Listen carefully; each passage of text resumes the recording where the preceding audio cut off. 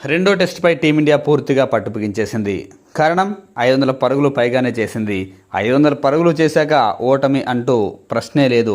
ఇక టీమిండియా ఈరోజు 4 వికెట్లు మాత్రమే కోల్పోయి 203 పరుగులు చేసింది.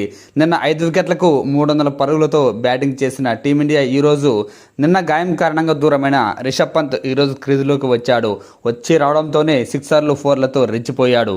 6 ఫోర్లు, 2 సిక్సర్లతో 89 బంతుల్లోనే 63 పరుగులు చేయడమే కాకుండా ధ్రువ్ జురెల్తో కలిసి దాదాపు సెంచరీ పార్ట్నర్షిప్ను బిల్డ్ చేశాడు. అటు ధ్రువ్ జురెల్ సూపర్ బ్యాటింగ్తో ఆకట్టుకున్నాడు. 177 బంతుల్లోనే 115 పరుగులు చేసి నాట్అవుట్గా నిలిచాడు.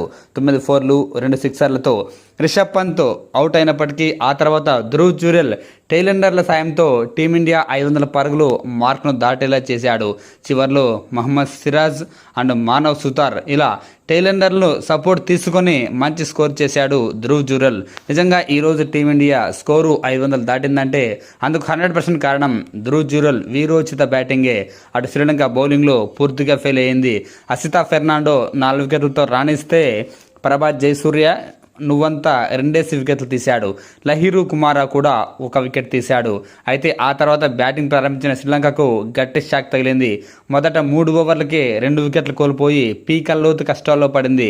ఓపెనర్ ఉడారా 6 బంతుల్లో 1 పరుగే చేసి ప్రసిద్ధ కృష్ణ బౌలింగ్లో అవుట్ అయితే, అటు మరో ఆటగాడు ప్రభాత్ జయసూర్య 7 బంతుల్లో 2 పరుగులు మాత్రమే చేసి మానవ్ సుతార్ బౌలింగ్లో ఎల్బిడబ్ల్యూ రూపంలో అవుట్ అయ్యాడు.